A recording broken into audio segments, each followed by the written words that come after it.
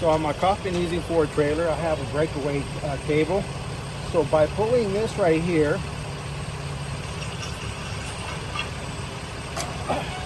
pull this off,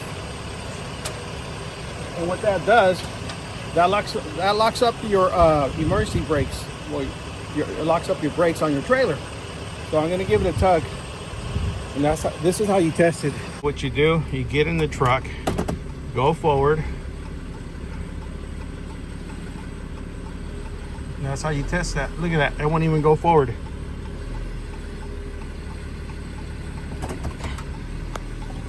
So we just tested the brakes on the coffin.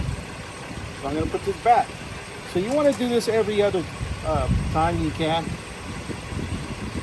because what's going to happen if you go into the scale and you get pulled in for an inspection, the DOT, depending on the officer, they will test this for you, and if it doesn't work, they'll put you out of service. So I'm going to put this back in. Okay. I heard it. Did you hear that? I did. So the brakes unlocked. Yeah, yeah.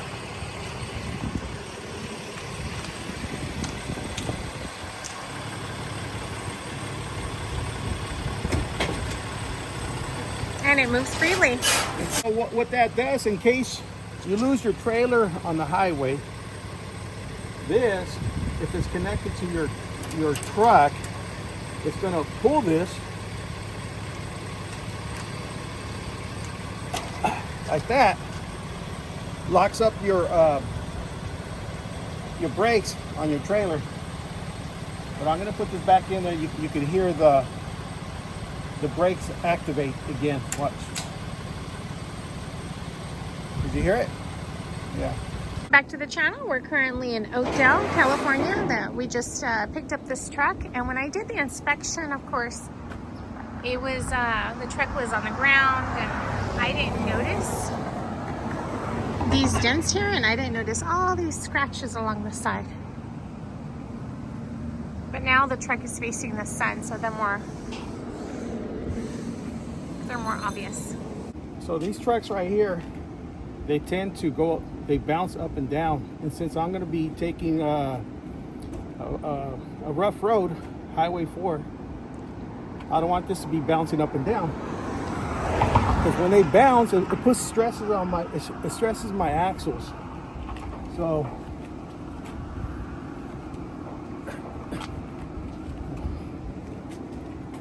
watch how much I'm gonna bring it down, probably about ½ inch when I do this.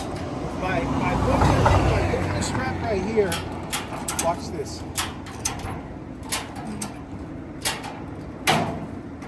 Okay, it don't have to be super tight. That'll work right there. That'll make the truck more steady, or it's not gonna bounce as much now. I don't mind. I don't often do this if I'm on the freeway, but I'm going to be taking Highway 4. That road right there is kind of rough. Okay, let's get going.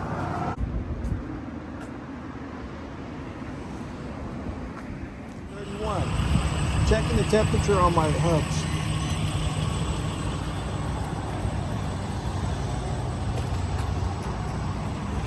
Another thing you got to do, if you can see this, those chains up there, you got to make sure they're not going to fall and break the window. You got to make sure they're safe and secure.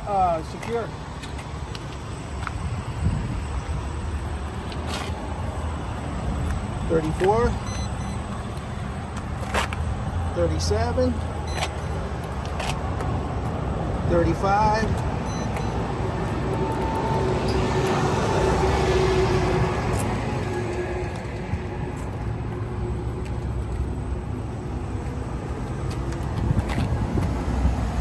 $35,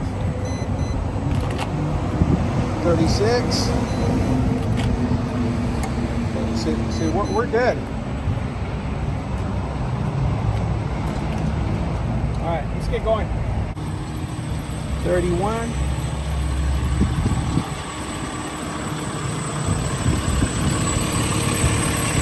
32. We're good.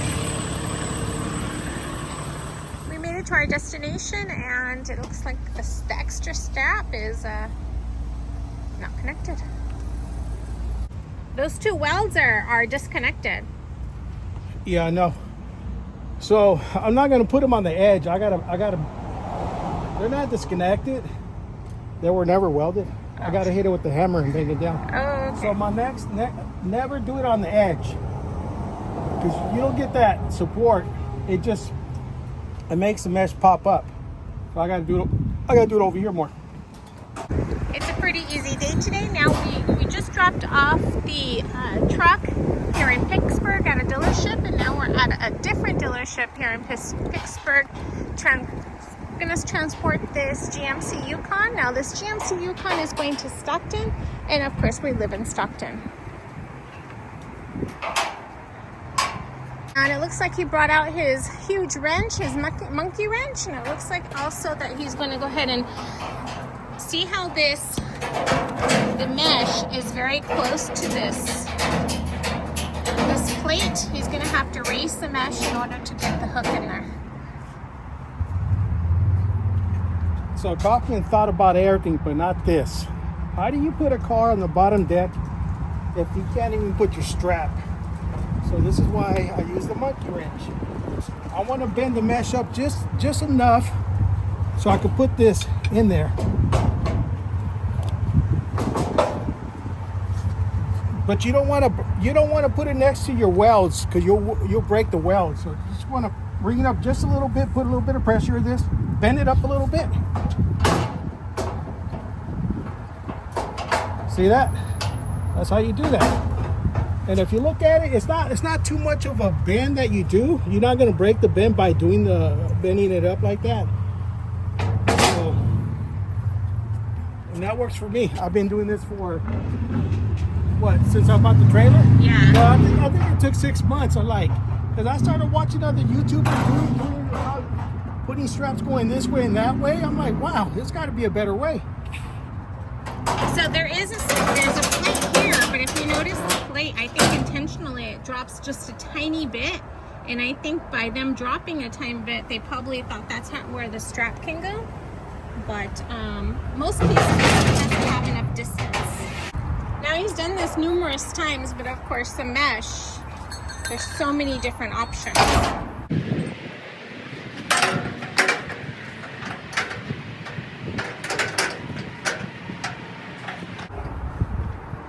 Okay.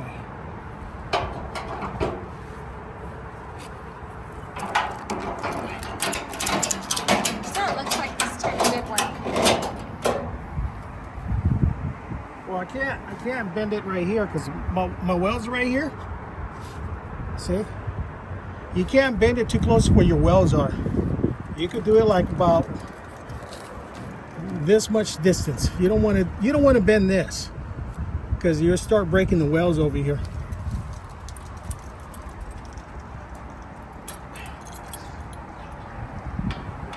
You know why I put it on the bottom deck? No.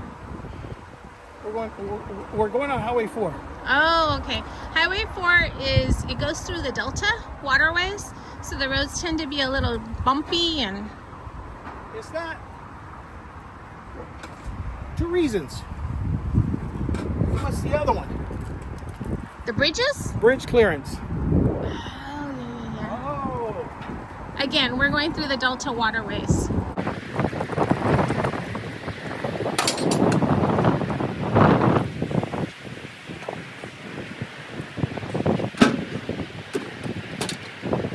Now it's Monday, and of course, as you can see, there's only 2 cars scheduled. I've been checking the low board, but nothing else has came out.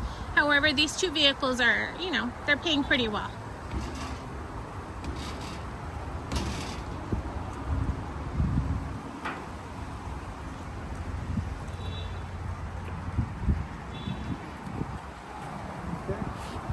All right, this is ready. See, what I like to do, put this tire right on this top of the frame, the cross member. And then look at the clearance on that. The motor, right here. right on top of these 3 axles. You got all the way right here. That's what you want. For like a smoother ride, you don't want this all the way backed up because the trailer started being bouncy.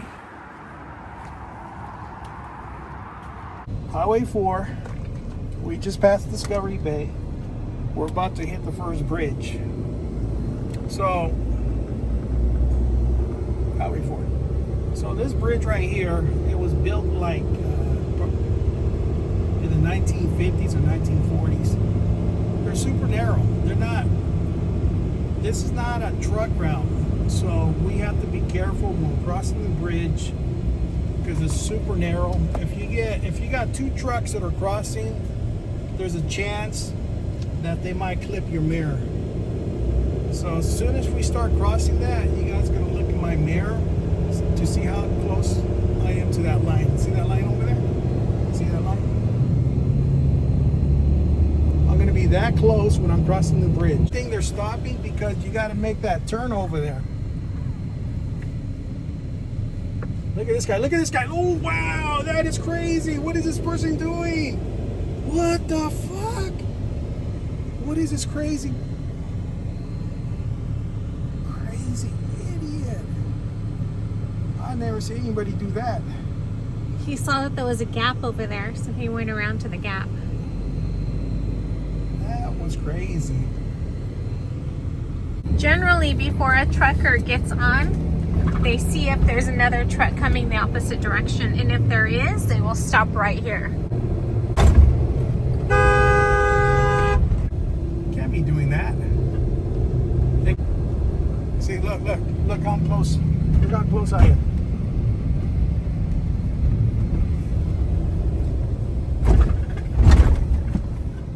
They also have a green light, but because this is a trucker, he's gonna wait until it's clear and then he's gonna go on.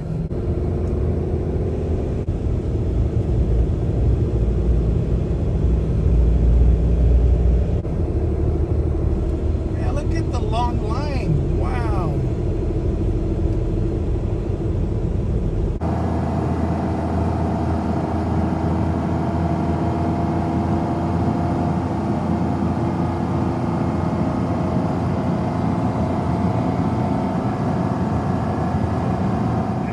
You see that?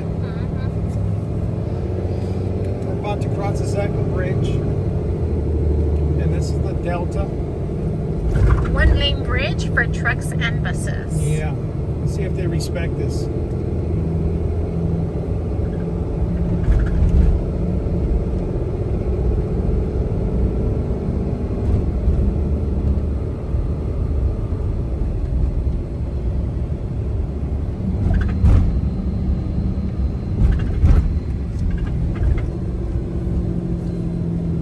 Got lucky.